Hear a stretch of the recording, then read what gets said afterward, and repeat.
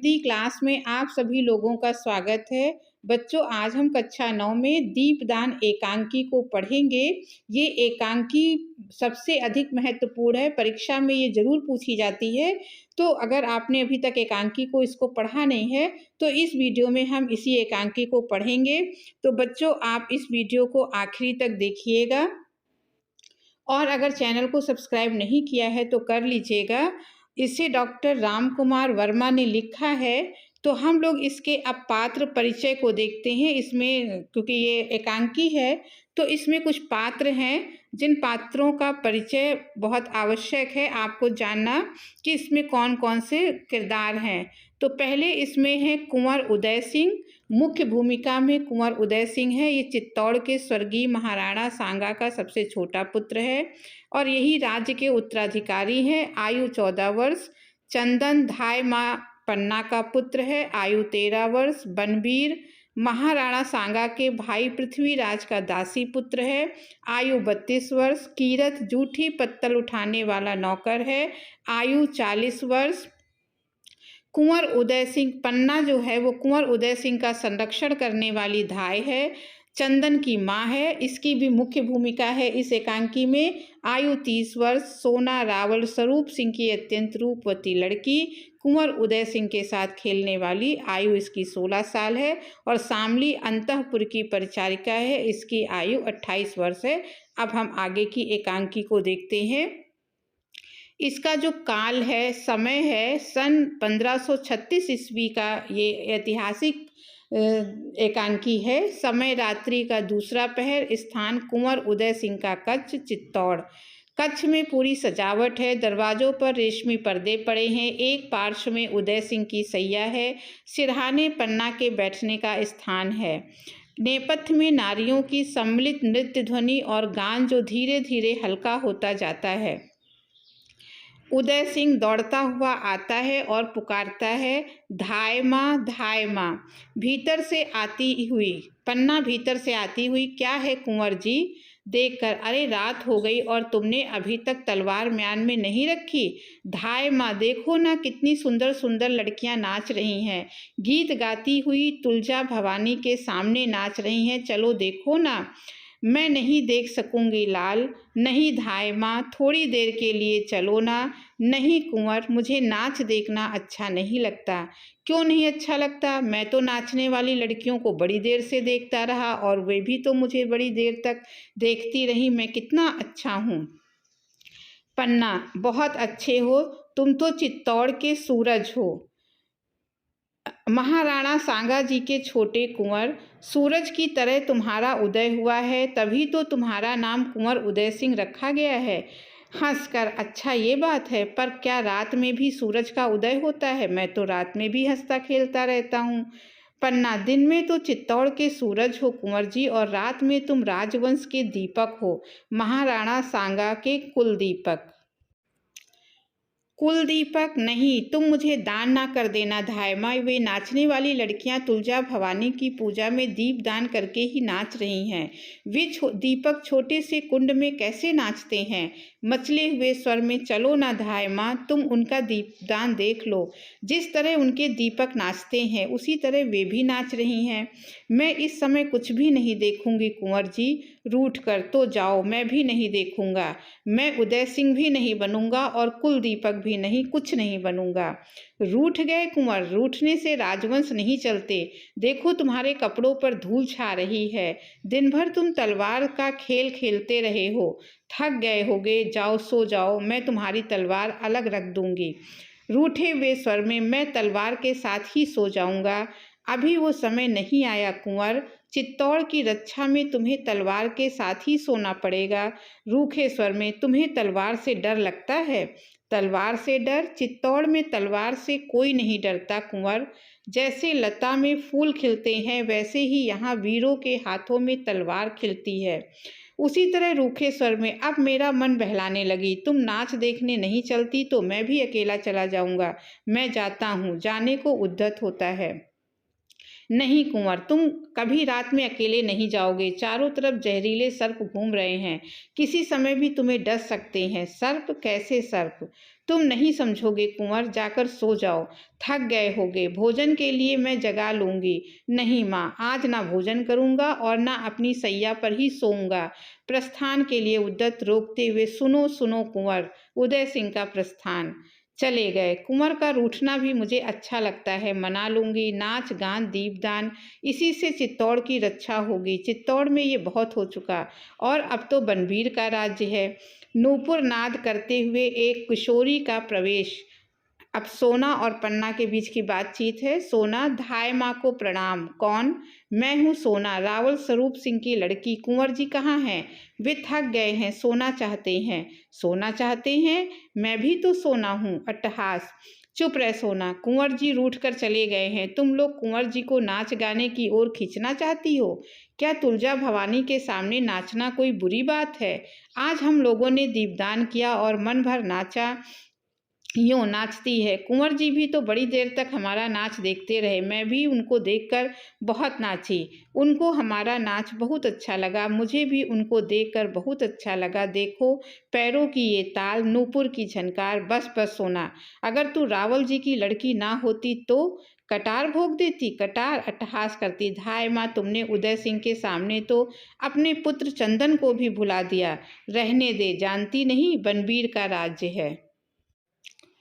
ओहो बनबीर, उन्हें श्री महाराज बनबीर कहो। हमारे लिए वे एक रेशम के झूल लाए थे, उसे सिलकर ओढ़कर नाचने से ऐसा लगता था जैसे मकड़ी के जाले के आर पार चंद्रमा की किरणें थिरक रही हों। हाँ, बहुत नाचती हो। बनबीर की तो तुम पर बड़ी कृपा है, द्रौपदी के चीर की तरह। आज प्रातःकाल उन्होंने मुझे बुलाया और कहा, धाय माँ, तुम बुरा तो नहीं मानोगी? मैं क्यों बुरा मानूंगी? उन्होंने कहा, महल में धाय माँ अमरावली पहाड़ बनकर बैठ गई हैं। अरावली पहाड़? हंसती है। तो तुम लोग बनास नदी बनकर बहो ना, खूब नाचो गाओ। यूं आज कोई उत्सव का दिन नहीं था। फिर भी उन्होंने कहा, मेरे बनवाए हुए मयूर पक्ष कुंड में दीपदान करो। मालूम हो जैसे मेघ पानी पानी हो गए हों और बिजलियां टुकड़े टुकड़े हो गई हों। पन्ना कहती कि बड़ी उमंग में हो आज। दीपकों के साथ उमंग भी लौ देने लगी है धाय माँ। सारा जीवन ही एक दीपावली का त्योहार बन गया है। तो यही त्योहार मना रही हो तुम? मैं ही क्या, सारे नगर निवासी ये त्योहार मना रहे हैं। नहीं मना रही हो तो तुम? धाय माँ, पहाड़ बनने से क्या होगा? राजमहल पर बोझ बनकर रह जाओगी। बोझ?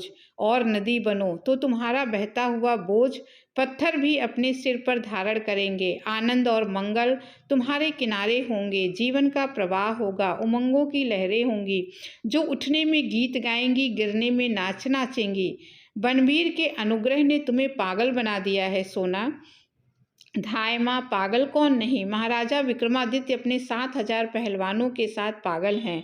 मल्ल क्रीड़ा ही तो उनका पागलपन है। महाराज बनबीर महाराणा विक्रमादित्य की आत्मीयता में पागल हैं। सारा नगर आज के त्योहार में पागल है। तुम कुंवर उदय सिंह के स्नेह में पागल हो और मैं? हंसकर, मेरी कुछ ना पूछो धाय माँ, मैं तो इन सबके पागलपन में पागल हूँ। तुम चाहे जो कहो। हाँ, कुंवर तो उदय सिंह कहाँ हैं? कुंवर उदय सिंह को छोड़ो सोना, वे बहुत थक गए हैं, अब सो रहे होंगे। तुम जाओ, यहाँ कहीं तुम्हारा पागलपन कम ना हो जाए। मेरा पागलपन? धाय माँ, पागलपन कहीं कम होता है? पहाड़ बनकर कभी छोटे हुए हैं, नदियाँ आगे बढ़कर कभी लौटी हैं, फूल खिलने के बाद कभी कली बने हैं। सब आगे बढ़ते हैं, नहीं बढ़ती हो तो सिर्फ तुम, सदा एक सी। सोना, मुझे किसी से ईर्ष्या नहीं है। मैं जैसी हूँ, राज सेवा में जीवन जा रहा है, यही मेरे भाग्य की बात है।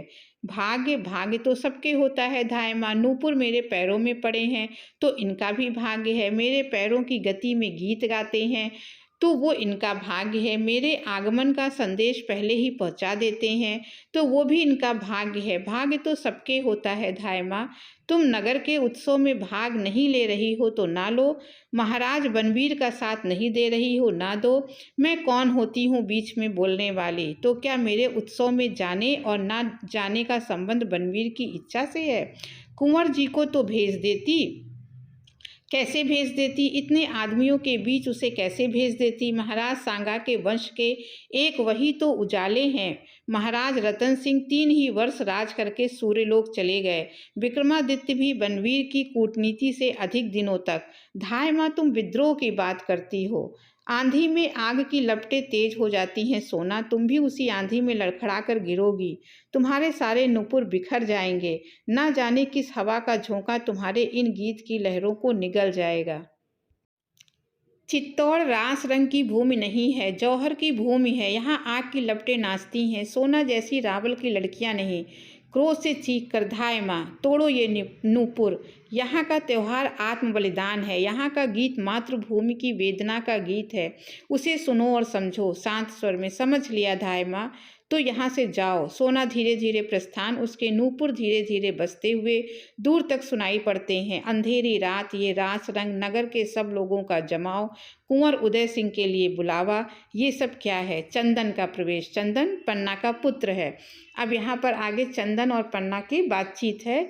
दूर से पुकारते हुए, माँ माँ, क्या मेरे लाल? कुंवर जी कहाँ है माँ? रूठ कर सो गए हैं। उन्होंने भोजन कर लिया? नहीं, तुम भोजन कर लो, मैं थोड़ी देर बाद उन्हें उठाकर बहलाकर भोजन करा दूंगी।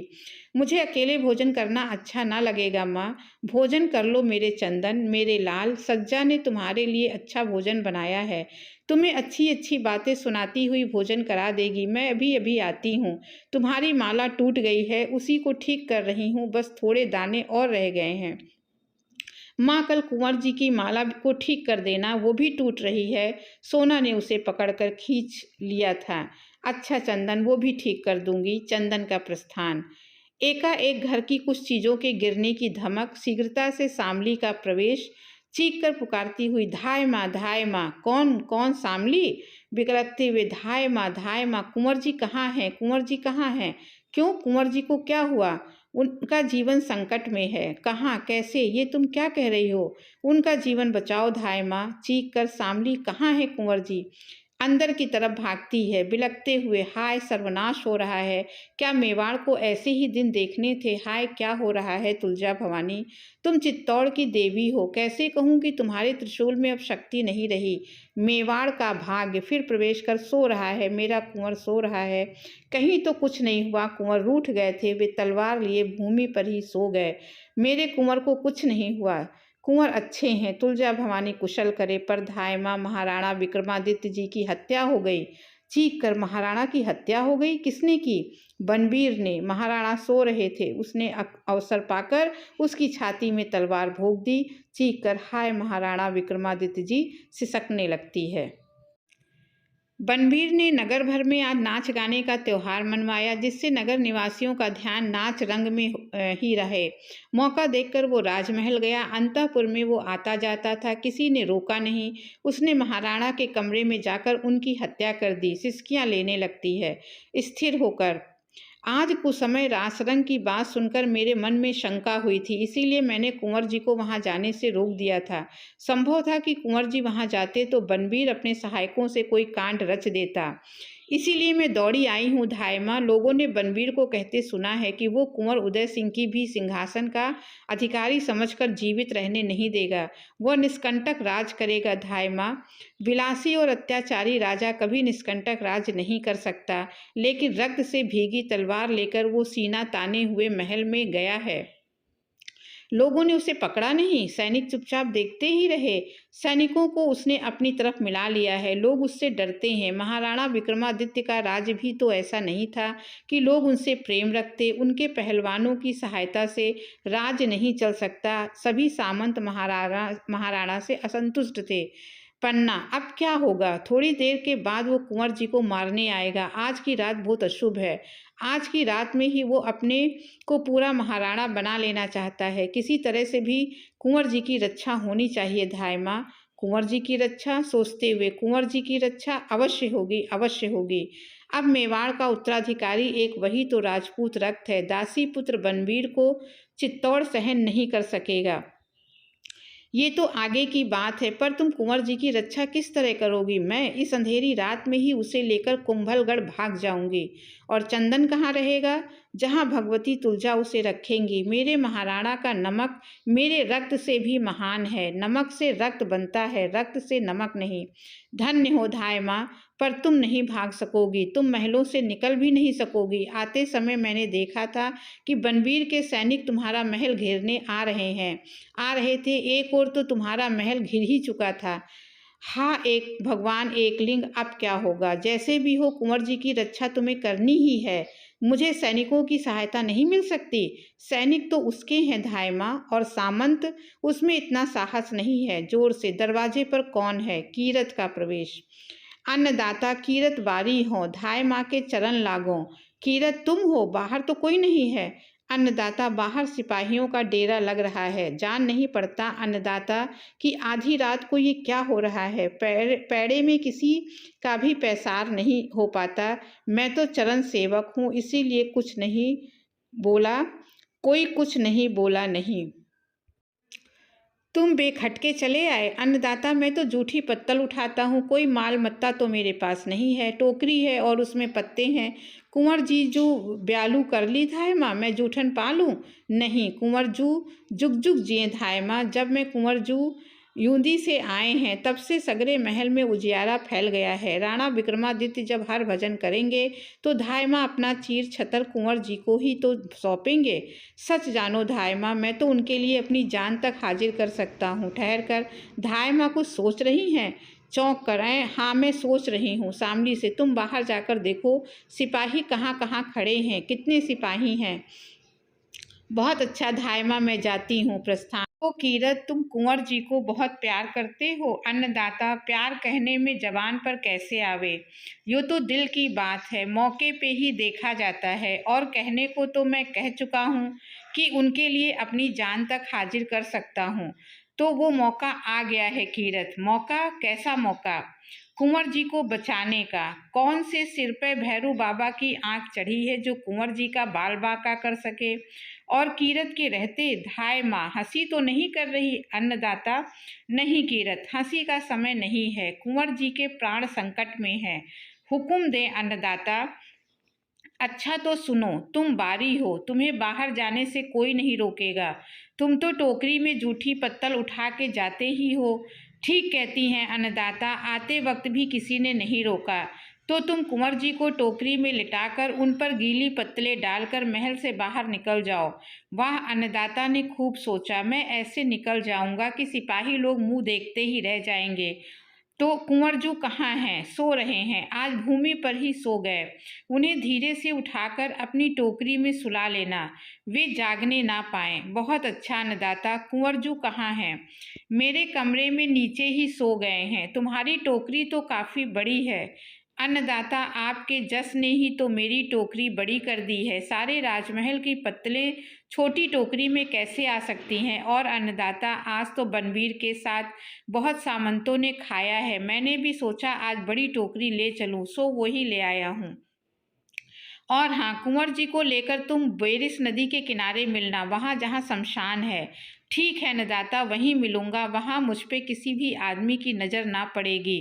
तो जाओ कीरत, आज तुम जैसे एक छोटे आदमी ने चित्तौड़ के मुकुट को संभाला है, एक तिनके ने राज सिंहासन को सहारा दिया है। तुम धन्य हो अन्नदाता। धन्य तो आप हैं कि मुझको आपने ऐसी सेवा करने का काम सौंपा है। तो मैं चलूं? शामली का प्रवेश। धाय माँ, महल चारों तरफ से सिपाहियों से घिर गया है। उत्तर की तरफ ही 7 सिपाही हैं, बाकी तीनों तरफ 20-20 सिपाही पहरा दे रहे हैं। शायद उत्तर की तरफ के सिपाही बनवीर को लेने गए हैं। कोई चिंता की बात नहीं शामली, तू यहीं ठहरना, मैं अभी आती हूँ। कीरत से। चलो कीरत। दोनों का प्रस्थान। पन्ना का प्रवेश। अब ठीक है, कुंवर जी की रक्षा हो गई, पर एक बात है धाय माँ, क्या बनवीर यहाँ जरूर आएंगे? वे तुम्हारे महल में कुंवर जी को खोज करेंगे। जब वे कुंवर जी को ना पाएंगे तो तुमसे पूछेंगे तो तुम क्या उत्तर दोगी? कह दूंगी कि मैं नहीं जानती। इससे वे नहीं मानेंगे। क्रोध में आकर अगर उन्होंने तुम्हारे ऊपर तलवार चला दी तो कुंवर जी तुम्हारे बिना कैसे जिएंगे? मुझे उसकी चिंता नहीं है शामली, पर चिंता कुंवर जी की है, तुम्हारे बिना वे भी तो जीवित नहीं रहेंगे। फिर तुम्हारा बलिदान चित्तौड़ के किस काम आएगा? सचमुच कुंवर जी मेरे बिना नहीं जिएंगे। थोड़ी सी बात पर तो रूठ जाते हैं। मुझे ना पाकर उनका क्या हाल होगा। किसी तरह बनबीर को धोखा नहीं दे सकती हूँ। किस तरह? कुंवर जी की शैया पर किसी और को सुला दूंगी। वह क्रोध में अंधा रहेगा ही, पहचान भी नहीं सकेगा कि ये कौन सोया है। तो कुंवर जी की सैया पर किसे सुला दोगी? किसे सुला दूंगी सोचकर सांवली मेरे हृदय पर वज्र गिर रहा है। मेरी आंखों में प्रलय के बादल घुमड़ रहा है। मेरे शरीर के एक एक रोम पर बिजली तड़प रही है। धाय माँ संभल जाओ, ऐसी बातें ना कहो। कुंवर जी की शैया पर सुला दूंगी उसी को, सुला दूंगी जो मेरी आंखों का तारा है, चंदन। चंदन को सुला दूंगी। सांवली सिसकियां, चंदन को सुला दूंगी। उस नन्हे से लाल को हत्यारों की तलवार के नीचे रख दूंगी। धाय माँ, ऐसा मत कहो, ऐसा मैं नहीं सुन सकूंगी। प्रस्थान चली गई। कहती है ऐसा मैं नहीं सुन सकूंगी। जो मुझे करना है वो सांवली सुन भी ना सकेगी। भवानी, तुमने मेरे हृदय को कैसा कर दिया है। मुझे बल दो कि मैं राजवंश की रक्षा में अपना रक्त दे सकूं, अपने लाल को दे सकूं। यही राजपूतानी का धर्म है, यही राजपूतानी की मर्यादा है, यही राजपूतानी का धर्म है। मेरा हृदय वज्र का बना दो।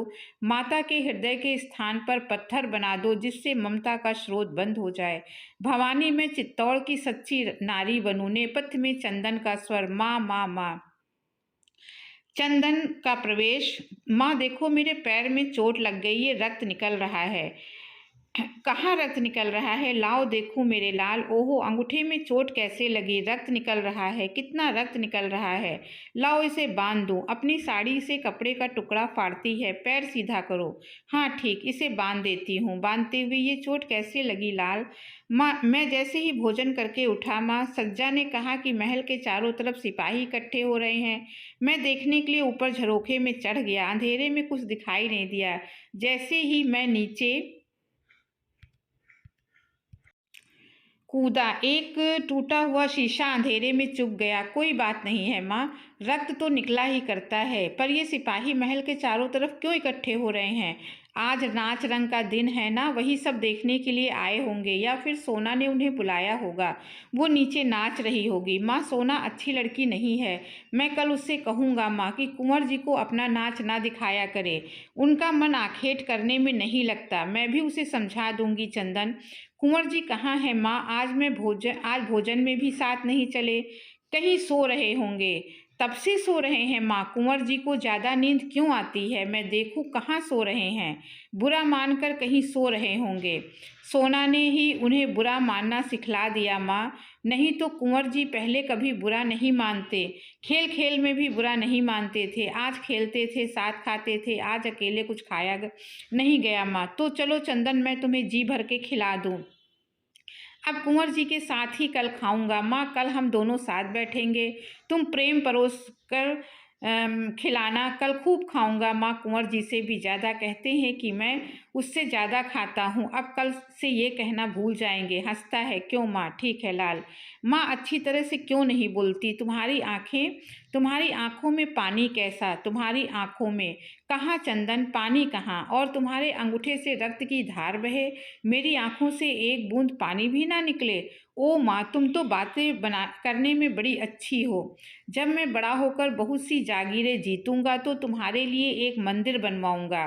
देवी के स्थान पर तुमको बिठलाऊंगा और तुम्हारी पूजा करूंगा। तुम अपनी पूजा करने दोगी? तुझसे मुझे ऐसी ही आशा है चंदन। अब बहुत बातें ना करो चंदन, रात अधिक हो रही है, जाओ। कुछ आहट होती है। माँ देखो, उस दरवाजे से कौन झांक रहा है? कीरत बारी होगा, तुम्हारा भोजन उठाने आया होगा। मैं देखती हूँ। उठकर देखती है। कोई और हो तो मैं अपनी तलवार लाऊं लौटती हुई। कोई नहीं है। महल में किसका डर है? लाल, तुम सो जाओ।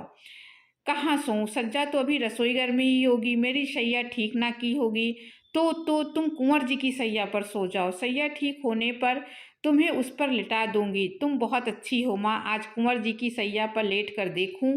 अब तो मैं भी राजा हो गया। यकायक स्मरण कर, पर मेरी माला राजकुमार के गले में माला होती है ना, तुमने माला गूंथ दी? नहीं गूंथ पाई लाल, सांवली आ गई थी। कल गूंथ देना, भूलना नहीं माँ। शैया पर लेटता है, आहा माँ कितनी नरम शैया है, सदा लगता है सदा इसी पर सोता रहूं। चीख कर चंदन, क्या हुआ माँ? कुछ नहीं कुछ नहीं, आज मेरा जी कुछ अच्छा नहीं है। कभी कभी कलेजे में सूल सी उठती है। तुम सो जाओ तो मैं भी सो जाऊंगी। मैं किसी वैद्य के यहाँ जाऊँ माँ? नहीं, वैद्य के पास इसकी दवा नहीं है। ये आप से आप उठती है और आप से आप शांत हो जाती है। तुम सो जाओ, मैं भी कुंवर को खिलाकर जल्दी सो जाऊंगा। चौंक कर एक था माँ, एक काली छाया मेरे सिर के पास आई। उसने मुझे मारने को तलवार उठाई। माँ, वो काली छाया, मैं तो तुम्हारे पास बैठी हूँ लाल, यहाँ कौन सी काली छाया आएगी? कोई छाया नहीं आएगी माँ, पर ना जाने क्यों नींद नहीं आ रही है। तुम मुझे कोई गीत सुना दो तो सुनते सुनते सो जाऊं। अच्छी बात है मेरे लाल, मैं गीत ही गाऊंगी, अपने लाल को सुला दूं। करुण सुर से गीत गुनगुनाती है।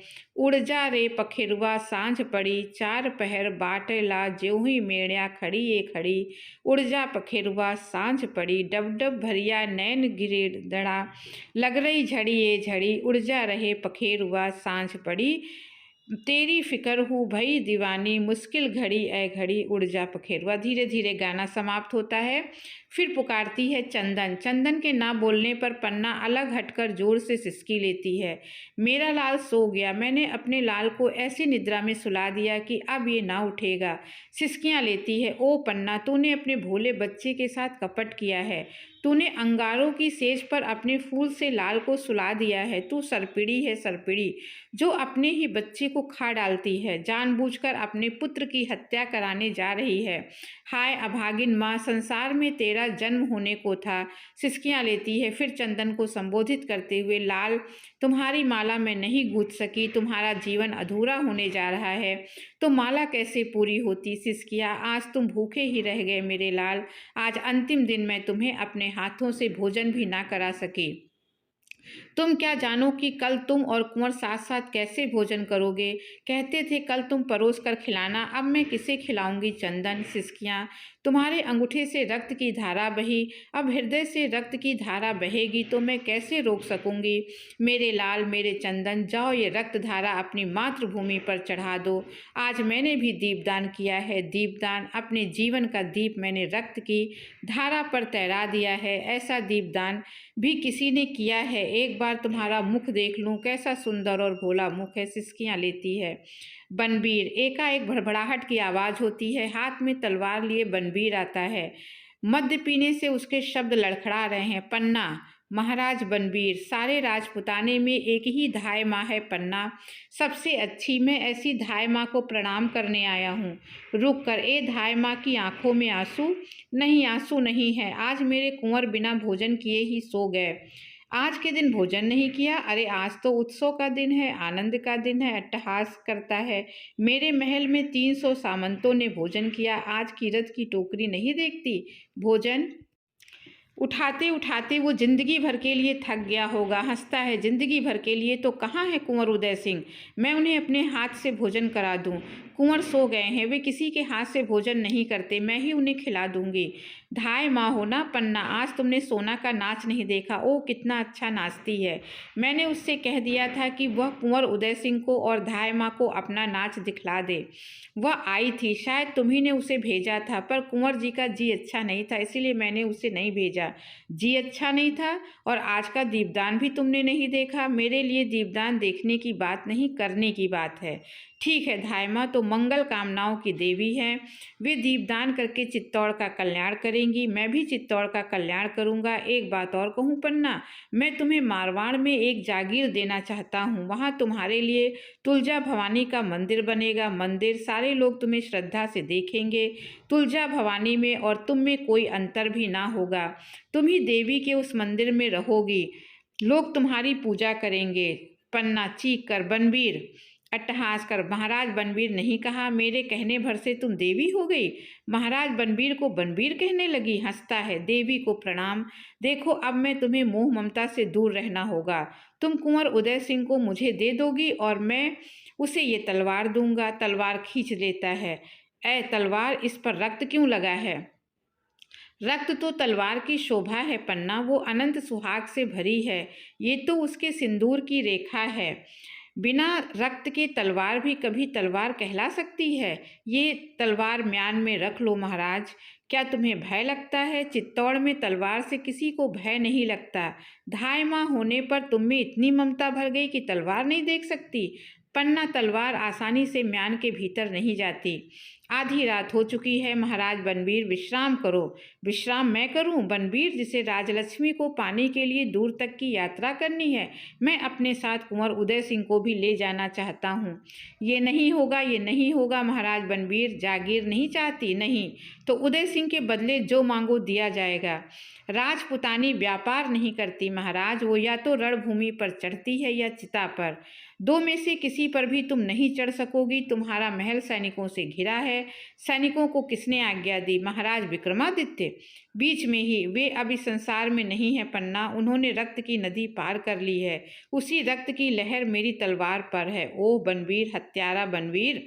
महाराज बनवीर को हत्यारा बनवीर नहीं कह सकती। हत्यारा बनवीर कहने वाली जीभ काट ली जाएगी। तो लो, मेरी जीभ काट लो और यहाँ से चले जाओ। महाराणा विक्रमादित्य। बार बार विक्रमादित्य का नाम क्यों लेती हो?